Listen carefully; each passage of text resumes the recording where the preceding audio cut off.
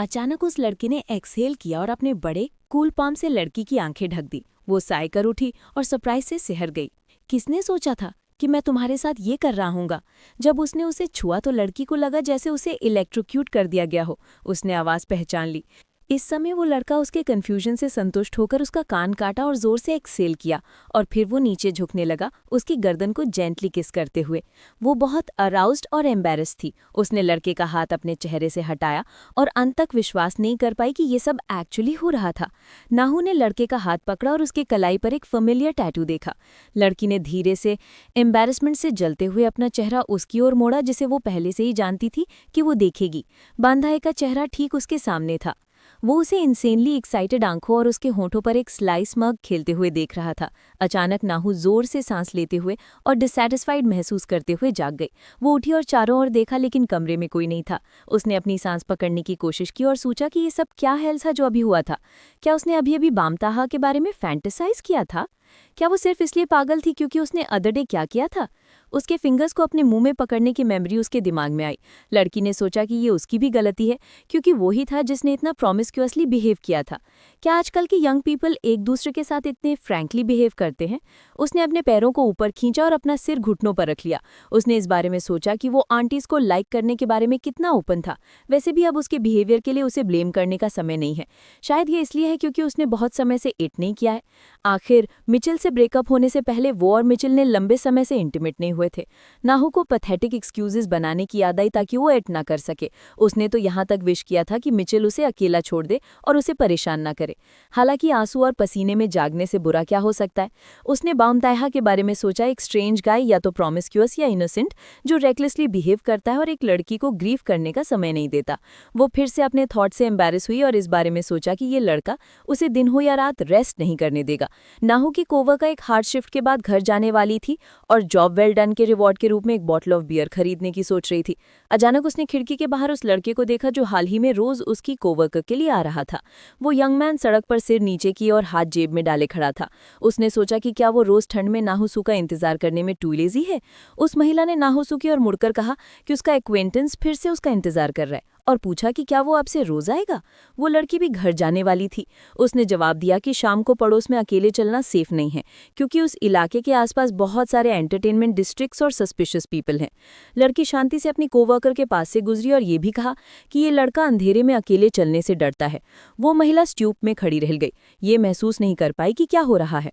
उसने सोचा कि ये लड़का है जो नाहुसू की सेफ्टी के लिए अफ्रेड है, ना कि इसका लिवर्स। उसने सोचा कि वो एक बहुत ही स्ट्रेंज कपल है।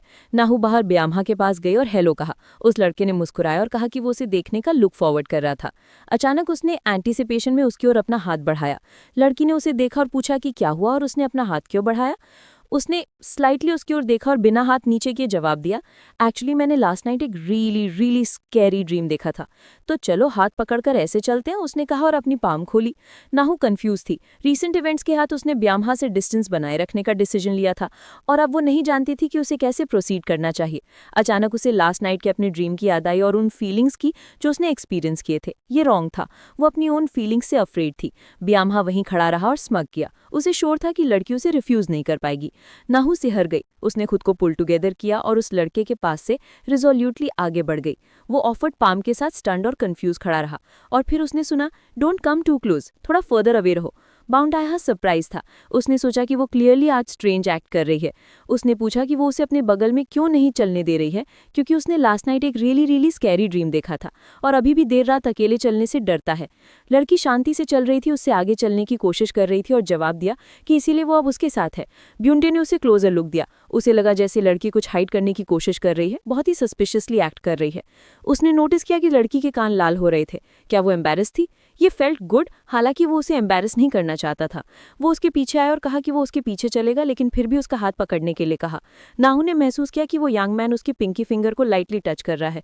उसने उनके हाथों को देखा और डिस्टेंस बनाए रखने का सारा रिजॉल्व क्रम्बल हो गया। वो उसे रेजिस्ट नहीं कर सकती थी। फॉरगेट इट, इधर आओ, बस मेरे बगल में चलो। ब्यामजो सरप्राइज्ड और ओवरजॉयड था। अचानक उसे महसूस हुआ कि लड़की के मन में उसके लिए फीलिंग्स है। प्यूंचा ने उसका हाथ पकड़ा और पूछा कि क्या वो अब अफ्रेड है। वो लड़का ब्रॉडली मुस्कुराया और कहा कि अब उसे गुड फील हो रहा है। उसने उसने उसे डांटा कि इतने ग्रोन अप गाय होकर भी नाइटमेयर से डरता है। वो यंग पीपल हाथ पकड़े सड़क पर चल रहे थे और अचानक ब्यामझा ने पूछा कि क्या उसे लगता है कि आज यूजुअल से ज़्यादा ठंड है। लड़के ने पूछा कि क्या उसने सब्जेक्ट चेंज करने के लिए ये सवाल पूछा क्योंकि वो एम्बेरस था, जिस पर उस लड़के ने हंसते हुए कहा कि उसने उसे पकड़ लिया। लड़के ने लड़की की शर्मिंदगी देखी और खुद से बहुत खुश हुआ। उसने ध्यान दिया कि वो ठंड की वजह से नहीं बल्कि किसी और वजह से लाल हो रही थी, और फिलहाल उसके लिए इतना ही काफी था। चेयरमैन अपने ऑफिस की बड़ी खिड़की के सामने खड़ा होकर रात के शहर को देख रहा था। उसके एक बॉडीगार्ड ने झुककर रिपोर्ट दी कि चेयरमैन का बड़ा बेटा कोरिया में सुरक्षित लैंड कर गया है। आदमी के चेहरे पर कोई भाव नहीं था। उसके विचार इस बात में उलझे थे कि अब फैमिली रियूनियन होने वाला है। एक नौजवान जो डैपर शर्ट में और थोड़े लापरवाह अंदाज में चल रहा था, एयरपोर्ट से बाहर आया। वो तुरंत शिकायत करने लगा कि वो बहुत टाइम बाद कोरिया आया है और यहाँ बहुत ठंड है, अब तो तुरंत वापस उड़ना चाहता है। उसने अपने चश्मे उतारे और बॉडीगार्ड को देखकर ताना मारा कि लगता है उसके पिता यानी चेयरमैन उससे भी ज्यादा लंबा जिएंगे और उसे अब कोई चिंता करने की जरूरत नहीं। फिर उसने पूछा कि उसका भाई कैसा है। बॉडीगार्ड ने पूछा कि क्या यंग मास्टर सच में इंटरेस्टेड है, जिस पर उसने बस हाथ हिलाकर बात टाल दी। लड़के ने शैतानी मुस्कान दी और कहा कि उसे अपने भाई की कोई खबर नहीं चाहिए जब तक वो उसकी ऑबिचुअरी में न हो। बॉडीगार्ड ने कहा कि उसका भाई मर चुका है। लड़के ने फिर से मुस्कुराया और पूछा कि क्या बामताही ने उसे ऐसा कहने को कहा है, जिस पर आदमी ने हाँ में जवाब दिया। लड़के ने थकान से अपनी गर्दन मलते हुए कहा कि उसके भाई के मरने का तो कोई चांस ही नहीं है। उसने कहा कि उसकी गैर मौजूदगी में वो आदमी काफी बेअदब हो गया है, और चाहे वो कितना भी चाहे कि उसका भाई मर जाए, वो हमेशा जिद्दी तरीके से जिंदा रहता है। उसकी नज़र ठंडी हो गई और बोला कि वो उसे शांति से मरने नहीं देगा। उसके दिमाग में एक पुरानी याद उभरी, छोटा घायल बाम ताइहा, जो सबके सामने अब भी डिफाइंस से देखता था। उसने कसम खाई कि वो उस कमीने को जरूर तड़ पाएगा। नापसंद यादों को झटकते हुए उसने कहा कि अब वो होटल जाना चाहता है और थोड़ा सोना चाहता है। बॉडीगार्ड ने पूछा कि क्या वो अपने पेरेंट्स के घर जाएगा, जिस पर उसने जवाब दिया कि वहां उसे आराम नहीं मिलेगा। लड़के ने आदतन किसी को गले लगाने के लिए हाथ बढ़ाया और फिर महसूस किया कि आसपास कोई नहीं है। फिर उसने बॉडीगार्ड को इशारा किया और कहा कि उसे ऐसी जगह ले चले जहां वो औरतों के साथ थोड़ा रिलैक्स कर सके। बोमाया बहुत बेचैनी से सो रहा था। वो फिर से बुरे सपने देख रहा था। पसीना उसके चेहरे से टपकने लगा। सपने में वो फिर जमीन पर पिटा पड़ा था। फिर वही लंबा आदमी उसके ऊपर खड़ा था। हालांकि वो बच्चा था, खून से लटपट, लेकिन उसकी आंखों में नफरत जल रही थी। डर के बावजूद बेअमताहा धीरे धीरे जाग गया। नींद की कमी से सिर दर्द कर रहा था। उसने बैठकर गहरी सांस ली। उसने बालों में हाथ फेरा और थका हुआ सा महसूस किया। अचानक उसे फ्लैट में कोई अजीब आवाज सुनाई दी। ली जय चुपके से बाम ताइहा के अपार्टमेंट में घुसा और चारों तरफ नजर दौड़ाई। एक छोटी टेबल पर सिगरेट का पैकेट पड़ा था जिसे वो पीता भी नहीं, एक सस्ता लाइटर और खाली बैंडेड का पैक। हालांकि ये सब आम चीजें थी, लेकिन किसी तरह यहाँ फिट नहीं बैठ रही थी। वो झुककर ध्यान से देखने लगा और उसकी इंस्टिंक्ट्स ने कहा कि वो औरत जिसने बाम ताइहा से पंगा लिया है शायद बहुत बड़ी गलती कर बैठी है। अचानक ली की पीठ में ठंडक सी दौड़ गई। वो ठिठक गया और सिर घुमाया। अपार्टमेंट का मालिक उसके पीछे खड़ा था, खामोश और ऊंचा। बाइट ने बॉडीगार्ड को गौर से देखा और हेलो कहा। आदमी हैरान हुआ कि वो जाग रहा है और पूछा कि उसे कैसे पता चला कि वो यहाँ है। ली जय को पूरा यकीन था कि वो भूत की तरह चुपचाप चल रहा था। लड़के ने रहस्यमय लहजे में जवाब दिया, कुछ बिखरी हुई गुलाब की पंखुड़ियों के बारे में। आदमी ने उसे देखा और सोचा कि ये वाकई पागल है। भामा पलटा और पूछा, क्या बात है? आदमी ने बताया कि उसका बड़ा भाई अभी अभी देश में आया है, लेकिन उसे समझ नहीं आया कि इस खबर के लिए उसे जगाना चाहिए था या नहीं। लड़के ने पानी की बोतल उठाई और कहा कि अब उसे समझ आ गया कि वो फिर से बुरे सपने क्यों देख रहा था। उसने बॉडीगार्ड को ध्यान से देखा और पूछा कि क्या ये इतनी अर्जेंट बात थी कि उसे घर में घुसना पड़ा। ली जय ने झेंपते हुए मुस्कुराकर कहा कि उसे लगा यंग मास्टर अपने भाई की वापसी को लेकर चिंतित होंगे, इसलिए उसने सोचा कि उन्हें तुरंत बता दे।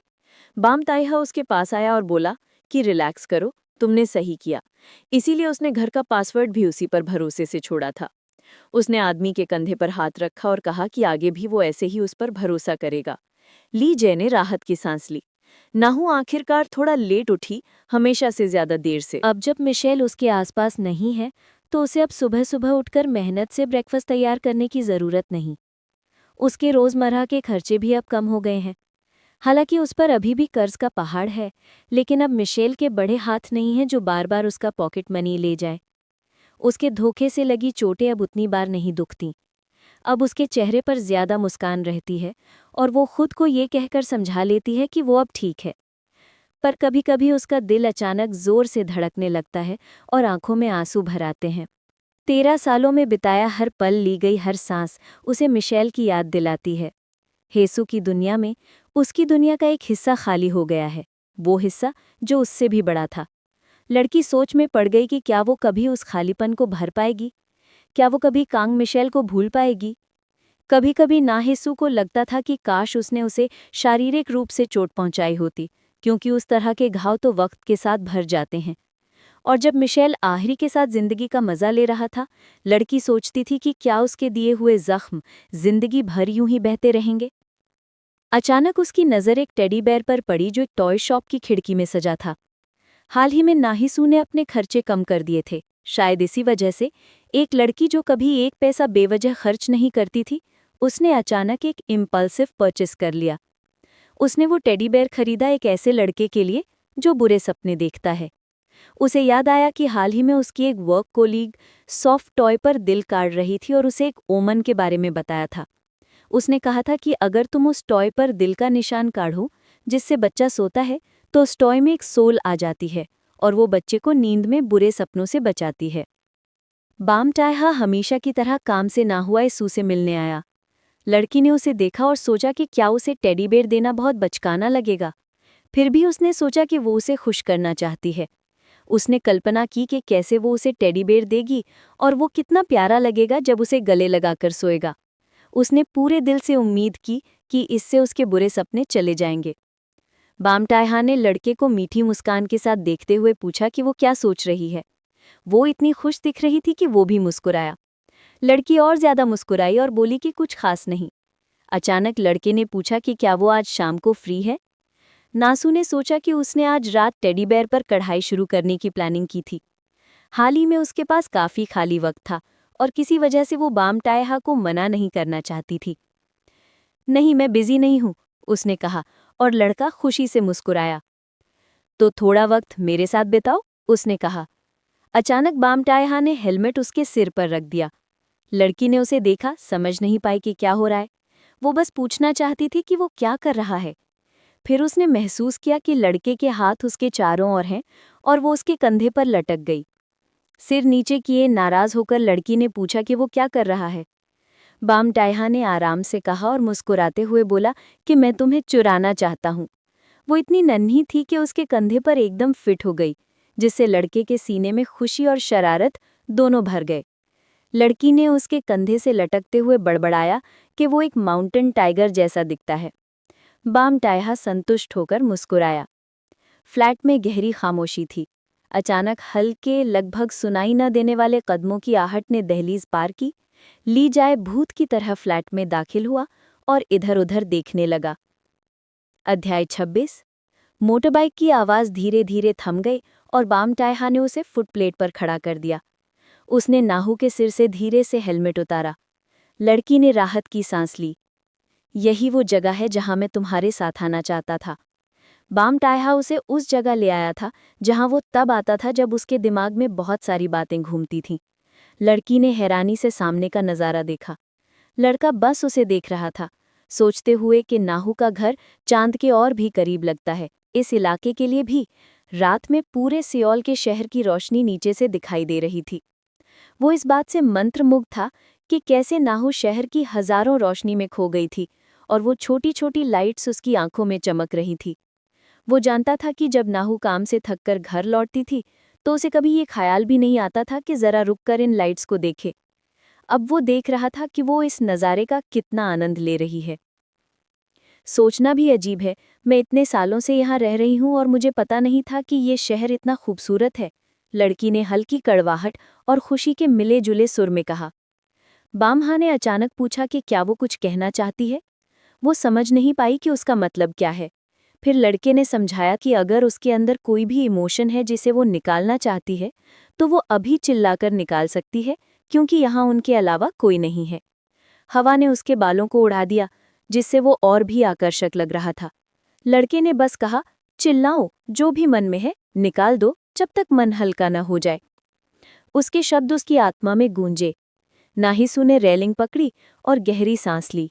उसने हाथों को जोड़कर पूरी ताकत से चिल्लाया कि मिशेल एक कमीना है।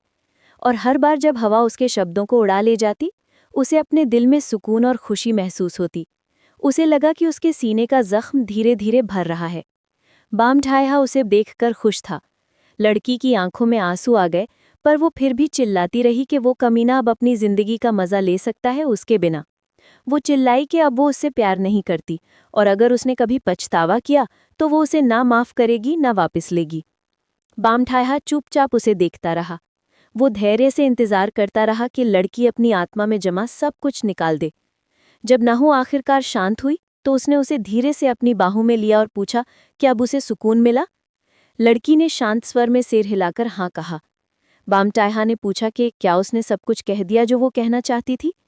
लड़की ने उसकी गर्म बड़ी हथेली अपनी पीठ पर महसूस की, कुछ देर चुप रही, फिर बोली, अभी नहीं, कुछ बाकी है। Thank you.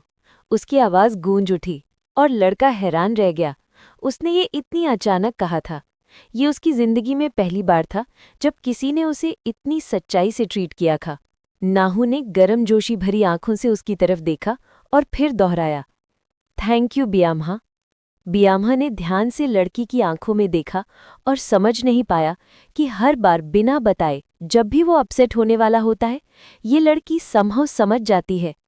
ये बात कि वो उसके लिए इतनी अटेंटिव थी, उसे अपने आप से और बुरा महसूस कराती थी। वो अपनी जैकेट उतारने लगा और सोचा कि वो सच में कोई अच्छा इंसान नहीं है।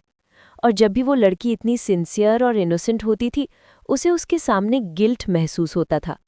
लड़के ने धीरे से उसे अपनी जैकेट में लपेट दिया ताकि वो गर्म रहे, और फिर हल्की आवाज में बोला, तुम जानती हो, जब मैं किसी से ऐसा सुनता हूं जिसे मैं लाइक करता हूं, तो मेरे दिमाग में क्या चलता है। नाहिसू उसकी तरफ देखती रही और पूछा, क्या सोच रहे थे। बियामा ने उसे अपनी बाहों में खींच लिया और इतनी जल्दी गले लगा लिया कि लड़की को रिएक्ट करने का मौका ही नहीं मिला। उनके चेहरे बहुत करीब थे। लड़की उसकी आंखों में बिना पलक झपकाए देख रही थी। उसे उसकी मजबूत बाहें और गर्म बॉडी महसूस हो रही थी। उसका दिल तेजी से धड़कने लगा, जैसे पागल हो गया हो। बियामा ने उसे कसकर लेकिन नरमी से पकड़ा, उसकी गर्माहट और सॉफ्टनेस महसूस करते हुए। उसे अच्छा लगा उसे अपनी बाहों में महसूस करना। वो हल्के से मुस्कुराया और बोला, इनडिसेंट थॉट्स। वो लड़की को अपनी बाहों में लिए मोटे बाइक की तरफ बढ़ा। नाहू ने उसके गले में बाहें डाल दी और शर्म से लाल होकर पूछा, क्या मतलब। लड़का मुस्कुराया और फ्लर्ट करते हुए बोला, क्या चाहती हो, सब डिटेल में बताऊं, स्टार्ट से एंड तक। उसने लड़की को बाइक पर बिठाया और हंसते हुए बोला कि वो एम्बैरेसमेंट से लाल हो गई है। लड़की नाराज होकर बोली कि ये ठंड की वजह से है। लड़का ग्रीन करते हुए बोला, चलो अब निकलते, मैं तुम्हें घर छोड़ दूंगा। जीसू उसकी एम्बिगुअस बातों से शर्मिंदा हो गई, इसलिए जब वो बाइक पर पीछे बैठा तो उसे कसकर पकड़ने में हिचक हुई। डेंजरस होगा, इसलिए पहले से ज्यादा कसकर पकड़ो। बियामताई की आवाज हेलमेट के अंदर से आई। जब उसे महसूस हुआ कि लड़की ने कमर के चारों तरफ कसकर बाहें डाल दी हैं, तो वो संतुष्ट होकर इग्निशन दबाता है। रात की सड़क पर बाइक तेज रफ्तार में चल रही थी और नाहिसू उसे और कसकर पकड़ की जा रही थी। इंजन की आवाज और बाइक की रफ्तार की मोनोटोनस धुन ने लड़की को सूद कर दिया। वो सोच रही थी कि बामताइहा सच में बहुत अलग है। उसकी चौड़ी पीठ जो मुश्किलों से बनी थी, वो उन कंधों को अपने परिपक्व तरीके से गले लगाना चाहती थी, लेकिन उसने बस उस पर सिर टिका दिया। पहली बार उसने इतना सीरीन और सेफ महसूस किया जितना अब उस लड़के की बाहों में कर रही थी। नाहिसू ने आंखें बंद की, खुद को उसके और करीब किया और राहत की सांस लेकर उस मन को महसूस किया। जब लीजे युवा मालिक के फ्लैट के अंदर था, उसने सोचा कि चेयरमैन बियाम तीजू ऐसा आदमी नहीं जिसे मना किया जा सके। जब उसने पहली बार सुना कि चेयरमैन ने कहा है कि बियाम ताइहा पर नजर रखो और कोई सस्पिशियस हरकत दिखे तो रिपोर्ट करो, तो उसे ये थोड़ा आयरॉनिक लगा कि इतना पावरफुल आदमी भी अपने बेटे पर कंट्रोल रखना चाहता है।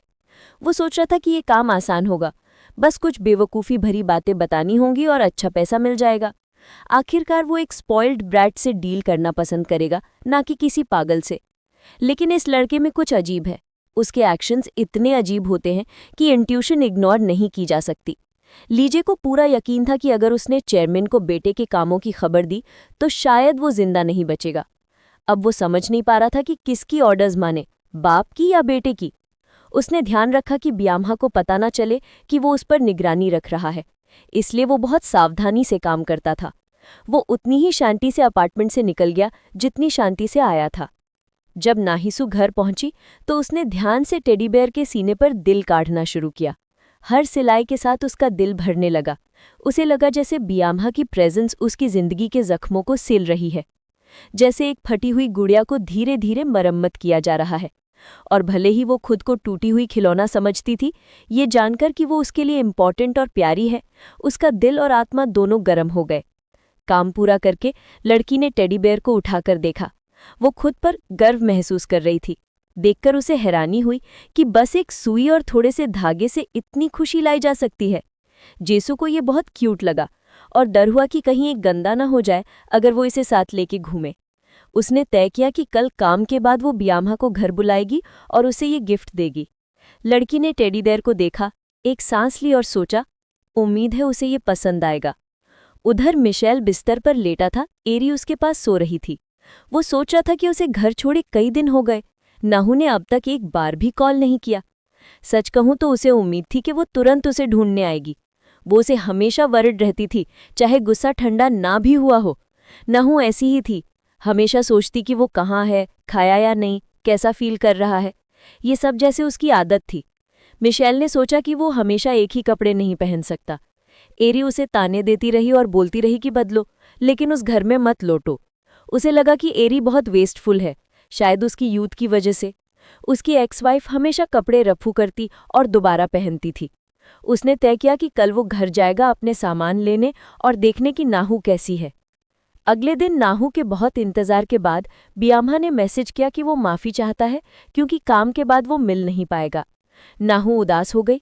उसे मूर्ख जैसा लगा क्योंकि वो पूरा दिन उसी के मिलने की उम्मीद में थी। उसने टेक्स्ट किया कि कोई बात नहीं और कहा कि वो किसी और दिन मिलने की उम्मीद रखेगी। वो उसे हर दिन देखने की इतनी आदी हो चुकी थी कि ये उसके लिए हैबिट बन चुकी थी। आखिरकार उसकी भी अपनी जिंदगी थी, तो कभी कभी ऐसा दिन भी आ सकता है जब वो नहीं आए। तो उसने खुद को समझा लिया। घर जाते वक्त नाहू को एहसास हुआ ये पहली बार था जब उस लड़के ने उसे लिखा था कि वो नहीं मिल पाएगा। वो परेशान थी कि कहीं उसके साथ कुछ बुरा तो नहीं हो गया। उसी वक्त बायाम तायहाम लीजे के साथ मीटिंग प्लेस पर पहुंचा। उसे यकीन था कि आज की शाम इंटरेस्टिंग होने वाली है। और शहर के दूसरे छोर पर मिशेल आत्मविश्वास के साथ नाहू के पुराने अपार्टमेंट की ओर बढ़ रहा था। वो हल्के से मुस्कुराया और सोचा कि लड़की उसे देखकर कितनी खुश होगी और शायद वो फिर से उसकी फीलिंग्स के साथ खेल पाएगा। चैप्टर 27। मिशेल ने धीरे से दरवाज़ा खोला और वही देखा जिसकी उसे उम्मीद थी। उसे राहत हुई कि पिछली रात जब वो गया था तब से कुछ भी नहीं बदला। अंदर साफ सुथरा था, लेकिन फिर भी उसका और नाहू का फ्लैट थोड़ा शेडी लग रहा था। जब वो घर पर नहीं था तब भी लड़की वहीं रह रही थी, जैसे ये कोई बड़ी बात ही ना हो। अचानक उसकी नज़र कमरे के बीच में रखी टेबल पर पड़ी। मेंचल ने टेडी बियर उठाया और देखा। उसे कभी लगा नहीं था कि नाहू जैसी लड़की को सॉफ्ट टॉयज पसंद होंगी। फिर वो हंस पड़ा, सोचते हुए कि शायद लड़की उसे इतना मिस कर रही थी कि उसने कडल करने के लिए एक टॉय खरीद लिया। उसे लगा ये थोड़ा क्यूट है। वो टॉय को वापस फेंकते हुए अहंकार से सोचने लगा, उसे मेरी कद्र तब करनी चाहिए थी जब मैं उसके साथ था। फिर वो अपनी अलमारी की ओर गया अपने कपड़े निकालने। ध्यान दिया कि नाहूसू ने उसके कपड़े धोकर अच्छे से फोल्ड करके रखे थे। उधर बयाम लेजे के साथ फैमिली डिनर पर पहुंचा। उसका बड़ा भाई ऊपर की मंजिल पर खड़ा वाइन पीते हुए उसे देख रहा था। उसके खूबसूरत चेहरे पर एक नेस्टी ग्रिन उभरी। उसने क्रिस्टन ग्लास उछाला और लापरवाही से नीचे देखा। गिलास बयाम तायहा के चेहरे से बस 1 सेंटीमीटर दूर उड़कर उसके पैरों के पास टूट गया। लड़के ने ऊपर देखा, बिल्कुल शांत नजरों से। बयाम तायही ने मॉकिंगली पूछा, कैसे हो छोटे भाई? वो खुश नहीं था कि उसका छोटा भाई बिना ग्रीट किए सीधा सामने आ गया और बकवास करने लगा।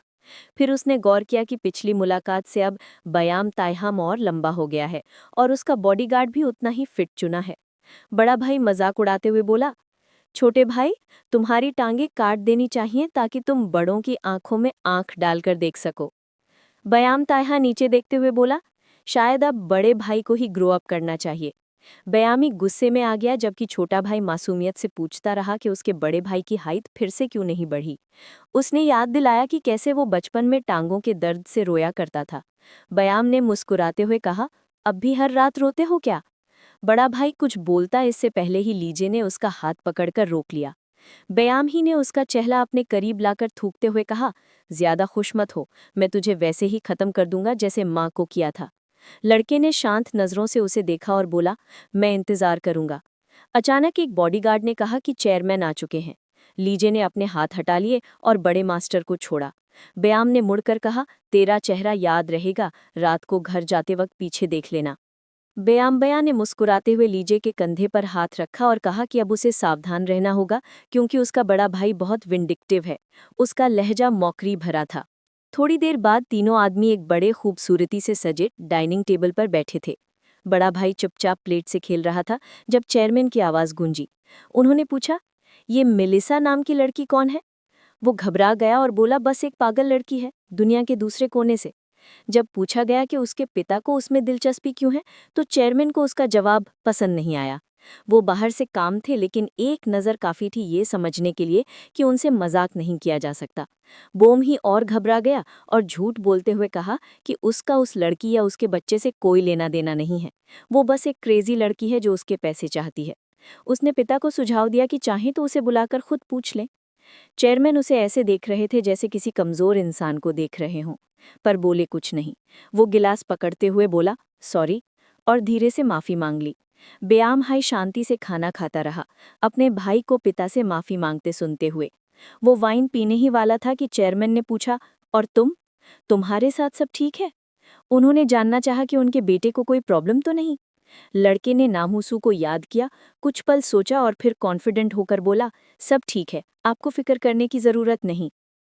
घर वापस जाकर नाहूसू ने दरवाजे पर मिशेल के जूते देखे और उसकी आंखों में गुस्से की आग जल उठी। वो घर के अंदर भागी और उसका नाम चिल्लाई। वो आदमी ऐसे निकला जैसे कुछ हुआ ही ना हो, हाथ में अपना सामान लिए। लड़की चिल्लाई, तुम खुद को क्या समझते हो जो ऐसे मेरे घर में घुस आए?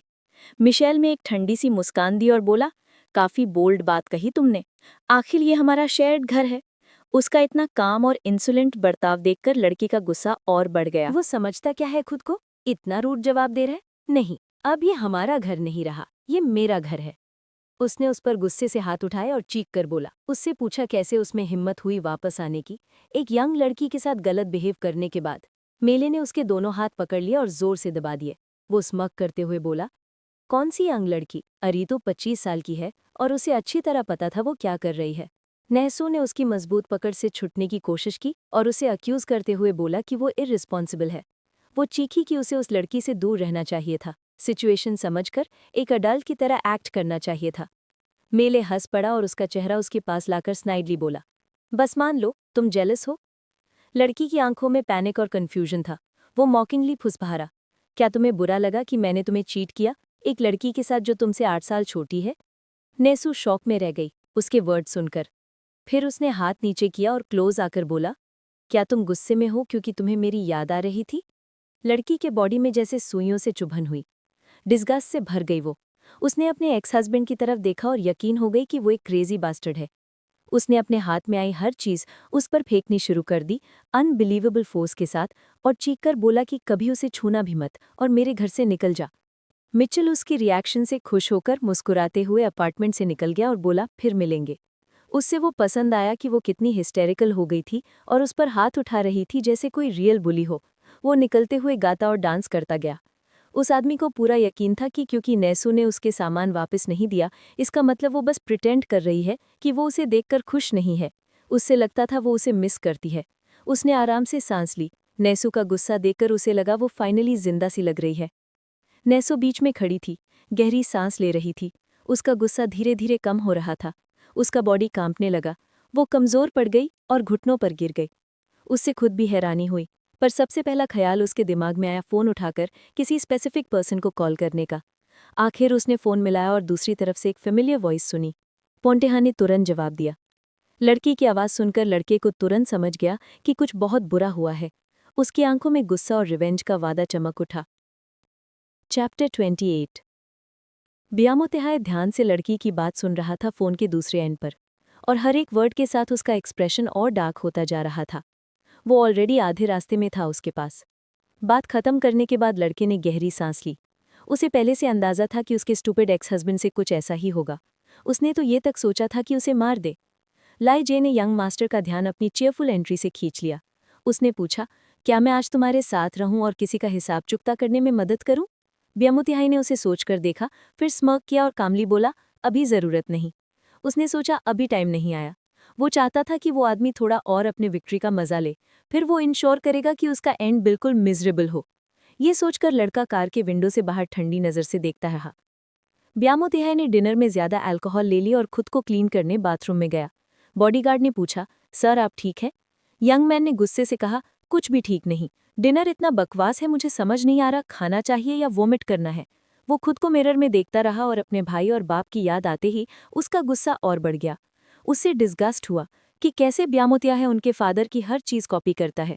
बोलने का स्टाइल, खाना खाने का तरीका, कपड़े पहनने का स्टाइल, सब कुछ चेयरमैन जैसा। उसके गाल के मसल्स टाइट हो गए। बॉडीगार्ड ने कहा, यंगर मास्टर अभी निकल गया।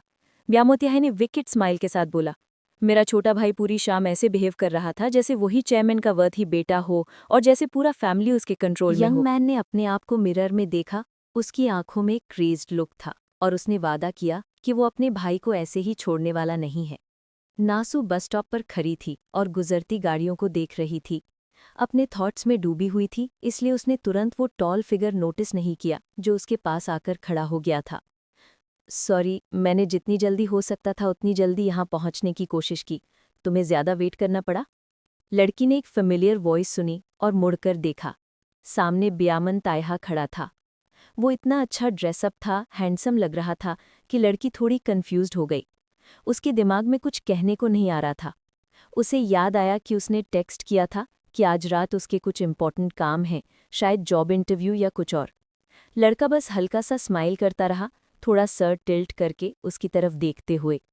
नहेसु ने माफ़ी मांगनी शुरू की कि उसने उसका टाइम वेस्ट कर दिया, पर लड़के ने उसके चेहरे के पास हाथ बढ़ाया, उसके बालों की एक लूज स्ट्रैंड अपनी उंगली पे लपेट ली और बिना उसे पूरा बोलने दिया बोला, तुम मुझे डिस्टर्ब नहीं कर रही? बेया उसके बालों से खेलते हुए बोला, थैंक्स, तुमने मुझे कांटेक्ट किया पहले। कार में बैठकर लड़का सोच रहा था कि लड़की की ट्रेम्बलिंग वॉइस ने उसे गुस्सा दिलाया या हर्ट किया, ये समझना मुश्किल था। पर एक बात वो क्लियरली जानता था कि जब उसे पता चला कि मुश्किल सिचुएशन में सबसे पहले उसने उसे ही ढूंढा, तो उसे एक अजीब सा सैटिस्फैक्शन फील हुआ। नाहू ने थक कर नीचे देखा और बोला, मेरे पास कोई नहीं है जिससे मैं बात कर सकती हूँ, ना फैमिली, ना क्लोज फ्रेंड्स, और अब तो हस्बैंड भी नहीं। अपने हस्बैंड का जिक्र करने के बाद उसने देखा कि लड़का हल्का सा स्माइल कर रहा है। वो भी हल्की स्माइल करते हुए बोली, बस आज के दिन मेरे फ्रेंड बन जाओ। बयामन तायहा उसकी बात सुनकर जेन्युइनली प्लीज्ड हुआ कि उसे उसकी ज़रूरत थी। उसकी आंखों में केयर थी। फिर वो लड़के के थोड़ा पास आया और कॉन्स्पिरेटोरियली बोला, और मुझे बदले में कुछ नहीं मिलेगा? नाहेसु को थोड़ा ऑकवर्ड फील हुआ क्योंकि वो उसके बहुत क्लोज खड़ा था और उसकी तरफ एक्सपेक्टेंटली देख रहा था। लड़की सीरियसली सोच रही थी कैसे उसका थैंक यू करे, बिना समझे कि लड़का थोड़ा फ्लर्टी हिंट दे रहा था। बयामिक स्लाई किटन की तरह खड़ा था, इनकैरेजमेंट का वेट करते हुए। अचानक लड़की ने अपने कोट के पॉकेट्स में कुछ ढूंढना शुरू किया। फिर उसने अपना हाथ आगे बढ़ाया और लड़के के पाम में कुछ रखा और अपॉलोजेटिक टोन में बोला, बस यही मेरे पास है। लड़का फ्रीज हो गया अपने हाथ में रखे क्रम्पल्ड नोट्स को देखते हुए। नाहू ने माफ़ी मांगी और कहा, तुम्हारा टाइम लिया तो बाद में अपने लिए कुछ स्वीट ले लेना। यंग मैन को समझ नहीं आया वो रोए या हंसे। उसका प्लान फ्लर्ट करने का था, पर लड़की ने सब लिटरल ले लिया। उस मोमेंट पर उसे अपने आप से ही डिस्गस्ट हुआ। लड़की तब तक थोड़ा आगे निकल चुकी थी जब बयाम ने उससे आवाज़ लगाई, तुम ऐसे कैसे जा सकती हो जबकि तुमने अभी अभी खरीदा है? लड़की ने उसकी तरफ देखा, समझने की कोशिश करते हुए कि वो क्या कह रहा है। लड़का मुस्कुराकर उसके पास झुक गया और बोला, तुमने मुझे 2001 में खरीदा है, अब मुझे ऐसे कैसे छोड़ दोगी? रोड साइड फूड स्टॉल की ओनर अपना खाना स्टर कर रही थी जब उसने कस्टमर्स को आते सुना। सर उठाकर देखा तो एक यंग प्रिटी लड़की और उसके पीछे एक इनक्रेडिबली हैंडसम लड़का खड़ा था। यंग कपल ने फ्रेंडली तरीके से ग्रीट किया। जब वो अंदर आए तो शॉपकीपर एक्साइटेड होकर बोली, तुम दोनों इतने ब्यूटीफुल लग रहे हो, बिल्कुल सेलिब्रिटीज जैसे। नाहिसू थोड़ा एम्बैरेस्ड हो गई। वो चुप रहकर आगे बढ़ने वाली थी, पर ओल्डर वुमन उन्हें देखकर बोलती रही और पूछा, तुम दोनों भाई बहन नहीं लग रहे हो, क्या कपल हो? लड़की झट से शर्मा गई और बोला, नहीं नहीं, हम बस अच्छे एक्वेंटेंसेस हैं। बयामन ने लड़की को थॉटफुली देखा, फिर वो थोड़ा पास आया और अपना हाथ उसके शोल्डर पर रखा। इस जेस्टर से लड़की के चीक्स रेड हो गए और उसके स्पाइन तक एक हल्का सा शिवर गया। उसने सोचा शायद उसका अब्रप्ट जवाब उसके लिए थोड़ा हर्टफुल और रूड लग गया होगा, लेकिन लड़का झुककर उसके पास आया, उसे हल्के से गले लगाया, अपने लड़कपन वाले अंदाज में मुस्कुराया और बूढ़ी औरत से शरारती लहजे में बोला, मैं इससे अनरिक्वाइटेड लव करता हूं तो पीछा मैं ही कर रहा हूं। वो इतना हल्के और सच्चे दिल से बोला कि नाहुद तुरंत शर्मा गई। वो बस चुपचाप हैरानी से अपना मुंह खोले खली रह गई। औरत ने थकान भरी सांस ली और सपनों में खोए अंदाज में कहा कि यही रिलेशनशिप का सबसे अच्छा वक्त होता है। जब नाहू शर्म से सोच रही थी कि क्या कहे, तब नहासू उसे छेड़ता रहा और मीठी मुस्कान दी। बाहर शाम ढल रही थी और हल्की हल्की बर्फ गिरने लगी थी। दोनों जवान बच्चे एक छोटे से रोड साइड टेंट में वक्त बिता रहे थे। नाहू ने सूजू की बोतल खोली और ग्लास को देखा। सोचने लगी कि कैसे कांगमिंचुल जब भी उनकी जिंदगी बहुत मुश्किल हो जाती थी तो बिना किसी स्नैक्स के पीता था। 13 सालों से उनकी जिंदगी मुश्किलों से भरी रही थी और ऐसे पलों में भी लड़की अपने निग्लेक्टफुल हस्बैंड को याद करती रही।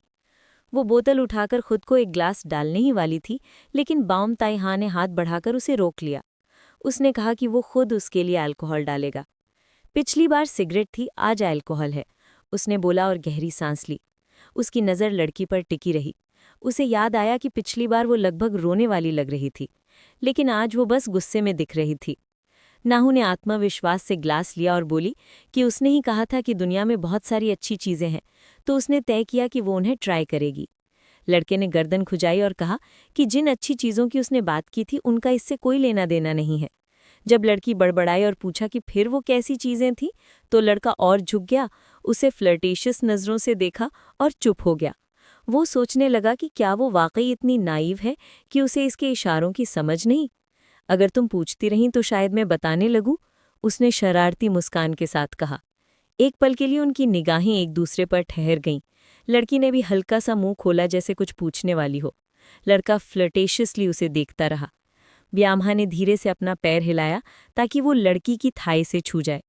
अचानक लड़की ने उसकी तरफ देखा और कहा कि उसे देखकर उसे पुराने दिनों का कांगमिंचुल याद आ जाता है।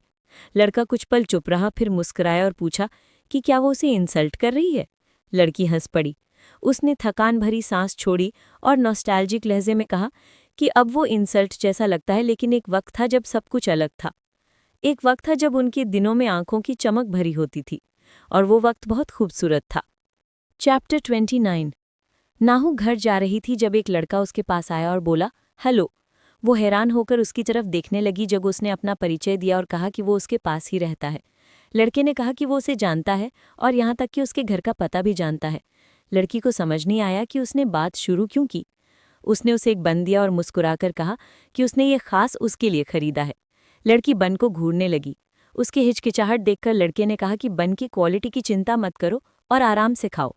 फिर वो आगे बढ़ गया, हाथ हिलाकर बाय कहा और बोला कि फिर मिलेंगे। नाहू बन हाथ में लिए खड़ी रह गई। असल में वो इस लड़के को जानती थी। वो पहाड़ी के ऊपर रहता था। उसके माता पिता नहीं थे और उसकी दादी बहुत पहले मर चुकी थी। रात को वो अक्सर बड़े लड़कों के साथ वक्त बिताता था। वो लोग अंधेरे कोनों में स्मोक और ड्रिंक करते थे। लगता था जैसे सारे लड़के लड़कियों से जानते हैं। और जबकि वो एक डेलिंक्वेंट लगता था, असल में वो बहुत काइंड हार्टेड लड़का था। वो अक्सर पड़ोसियों की मदद करता था और उसका स्वभाव इतना चार्मिंग था कि बहुत सारे बड़े लोग उसके बारे में अच्छा सोचते थे। और चूंकि वो दिखने में भी अच्छा था, इसलिए सब उसे एक अच्छा लड़का मानते थे। उसके बाद से मिचेल हर दिन लड़की से मिलने लगा और हर बार उसके लिए कुछ ना कुछ ट्रीट लाता। कभी बनाना मिल्क तो कभी हर कप बार नूडल्स। लड़की समझ नहीं पाती थी कि वो ये सब क्यों कर रहा है, क्यों वो उस पर इतना ध्यान दे रहा है। एक दिन लड़का खुद को रोक नहीं पाया और पूछा कि उसने कभी उससे उसके बारे में कुछ क्यों नहीं पूछा। वो 1 महीने से रोज मिल रहे थे, लेकिन उसने अब तक उससे एक भी सवाल नहीं किया था। उसने अपना मोबाइल फ़ोन उसकी तरफ बढ़ाया और कहा कि उसे अपना नंबर दे दे। मिचेल ने मजाक में कहा कि अगर उसने मना किया तो वो बहुत जोर से रो देगा। जब उसने देखा कि लड़की शर्मिंदा हो गई है तो बोला कि अगर वो नहीं चाहती तो मना कर सकती है। जैसू थोड़ी नर्वस हो गई लेकिन बोली कि वो देना चाहती है पर उसके पास फ़ोन नहीं है। लड़का हैरान रह गया। उसे अजीब लगा कि आज भी कोई बिना फ़ोन के घूम रहा है। मिचेल ने खुद से वादा किया कि वो 1 महीने में पैसे कमाएगा और उसे फ़ोन देगा। उसने कंस्ट्रक्शन साइट पर दिन रात काम किया और एक जान पहचान वाले से पैसे भी उधार लिए। आखिर 1 महीने बाद वो फ़ोन खरीद सका। महंगा नहीं था पर फ़ोन तो था।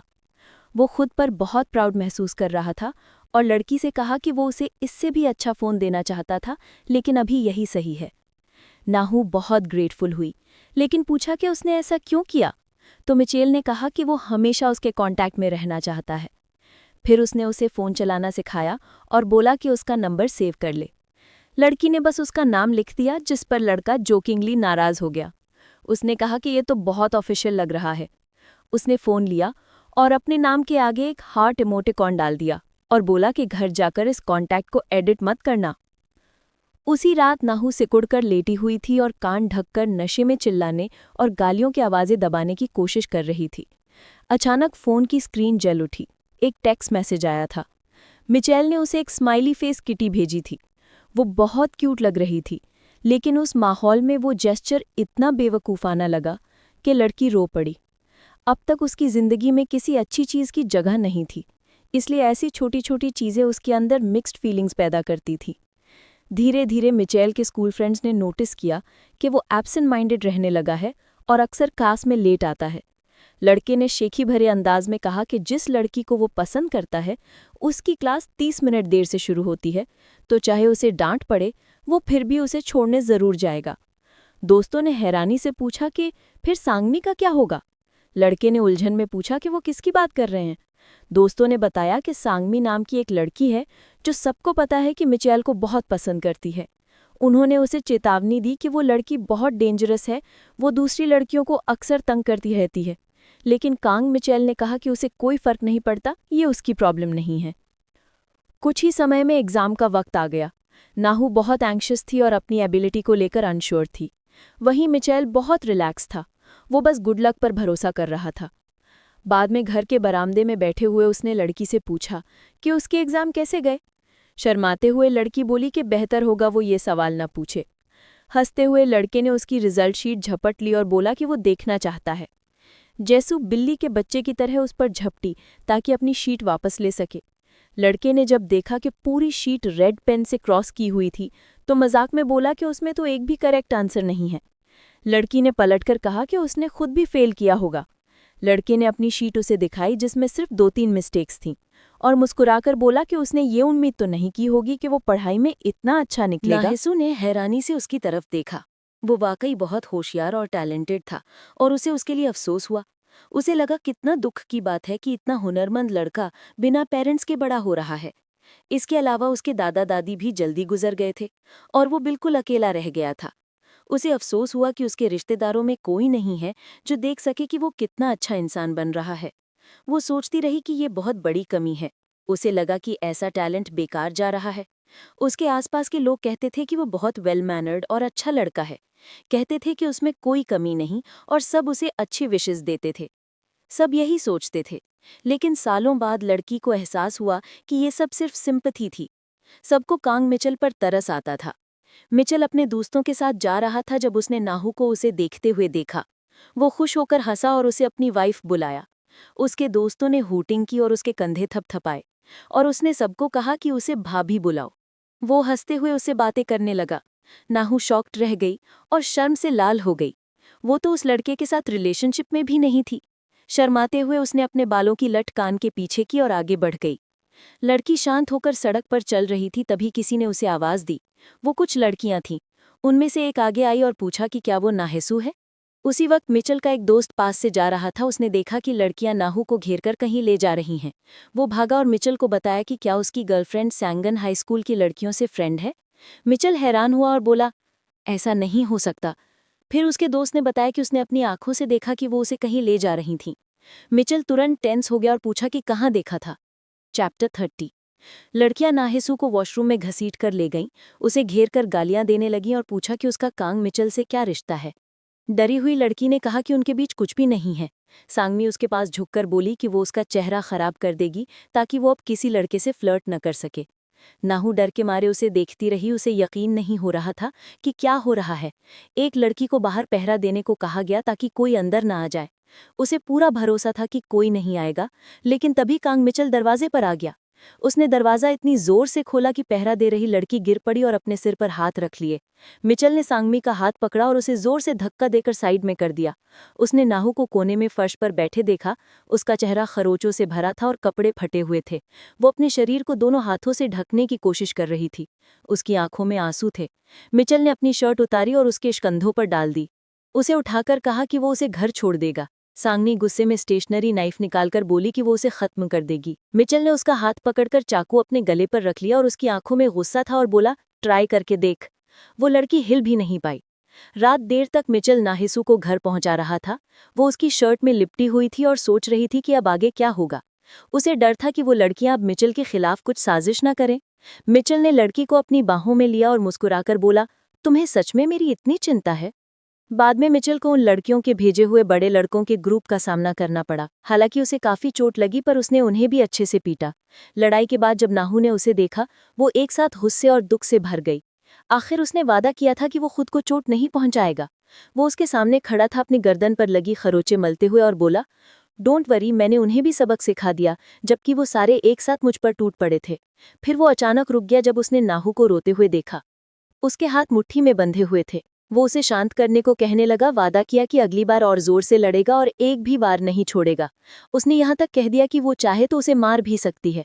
उसने उसका हाथ पकड़कर अपने सिर के पास ले आया, फिर रुक गया जब उसने लड़की को कहते सुना, तुम मेरे साथ इतना अच्छा क्यों हो?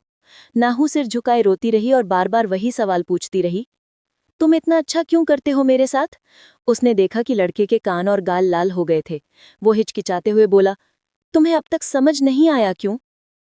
नाहू के सामने वो लड़का खड़ा था जिसके बारे में सब कहते थे कि वो हर लड़की का दिल जीत लेता है, लेकिन इस वक्त वो शर्माते हुए उसके सामने खड़ा था। उसके हाथ कांप रहे थे। लड़की ने आगे बढ़कर उसके गले में अपने हाथ डाल दिए।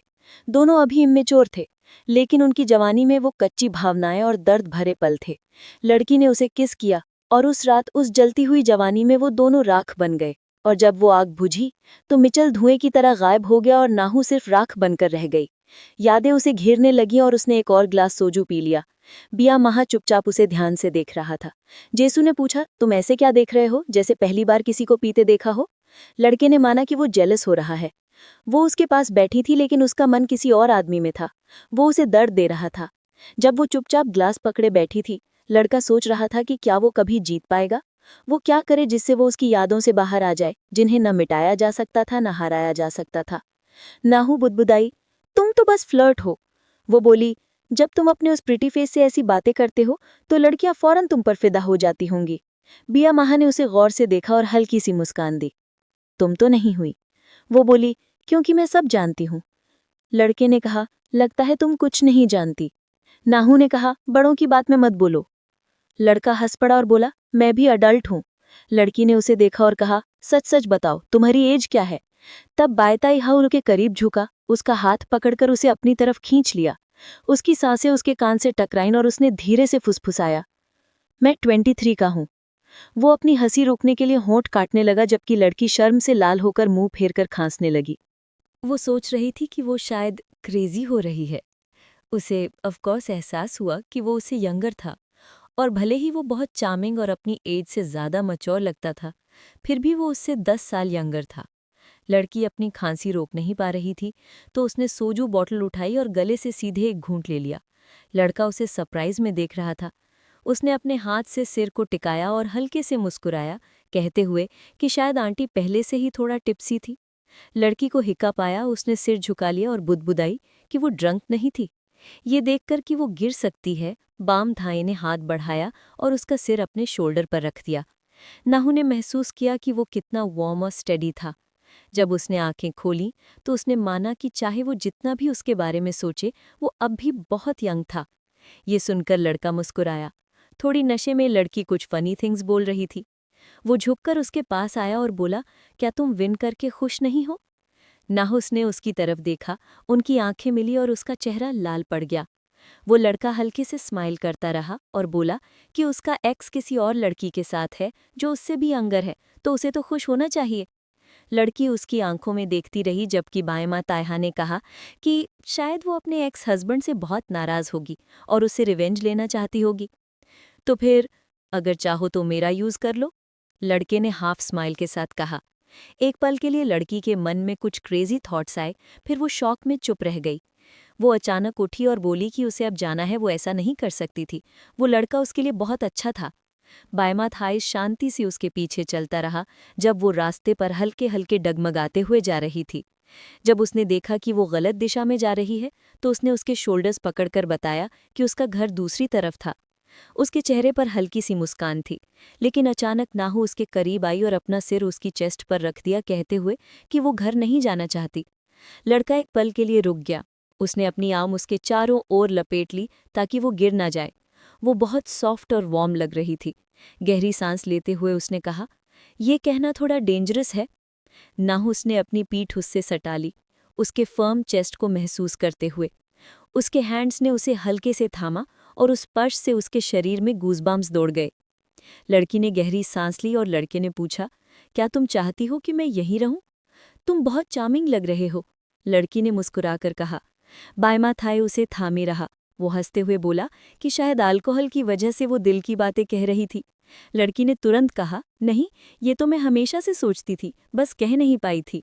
वो हंसा और बोला, पहले तो तुम कह रही थी कि मैं तुम्हारे लिए बहुत यंग हूँ।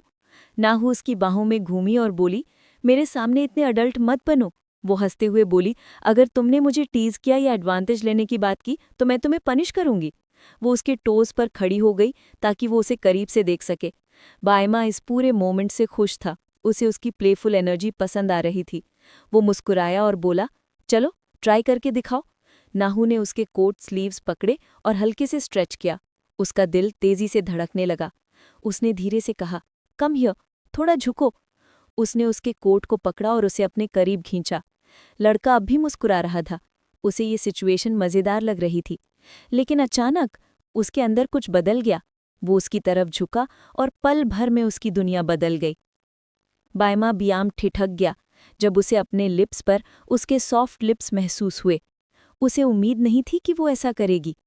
वो कांपी और फिर धीरे से दोबारा झुकी।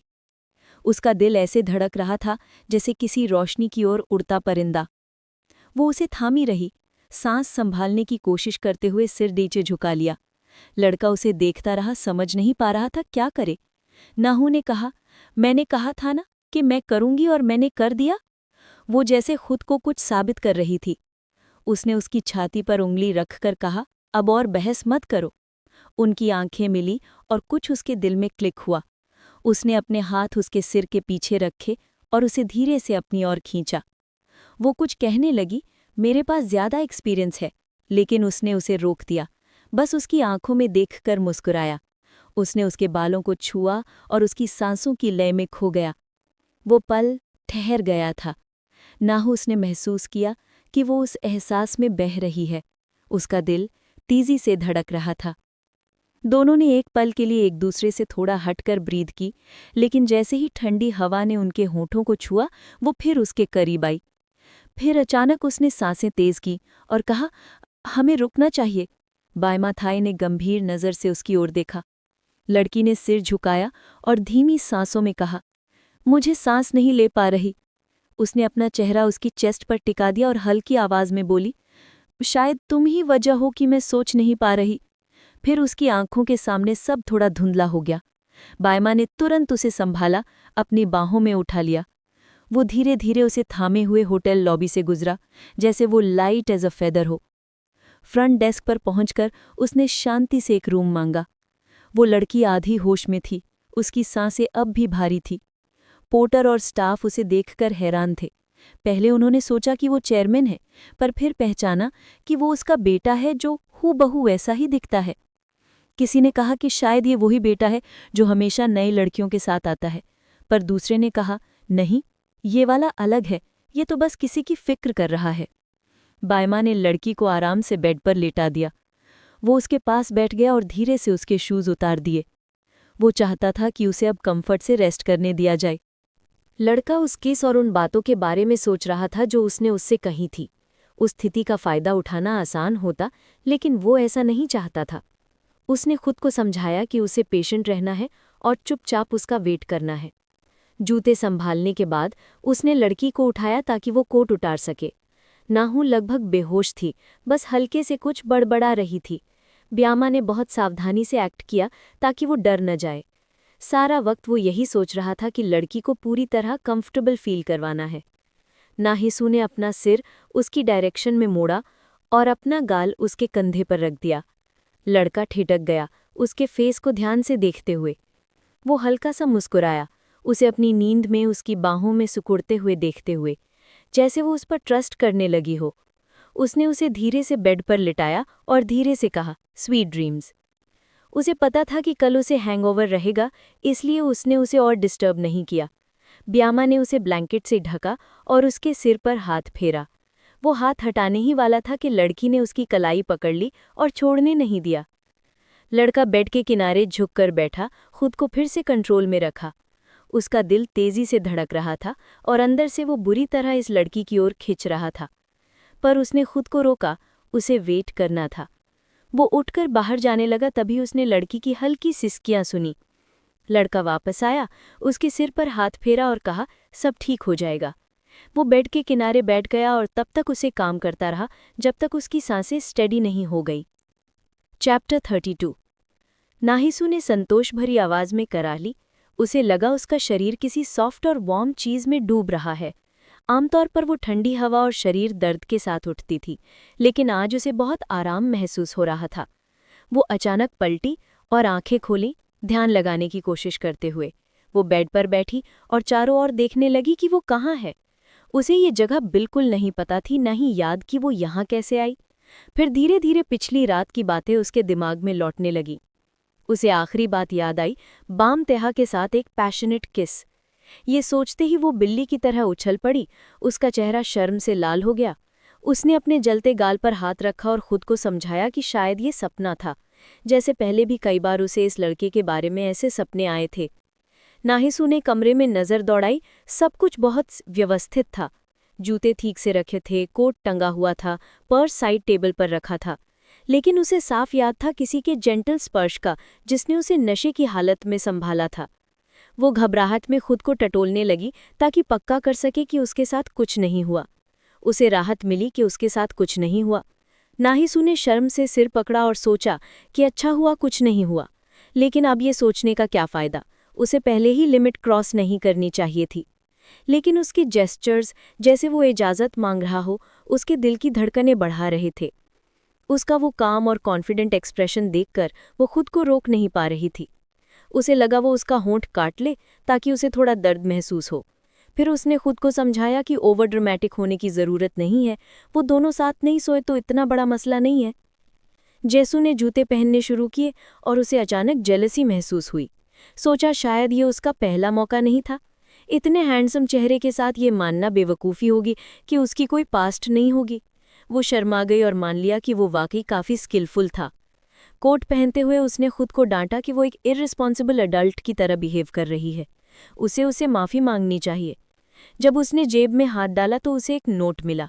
ब्यामा ने सोचा था कि जब लड़की उठेगी तो डर सकती है, इसलिए उसने एक नोट लिखा था।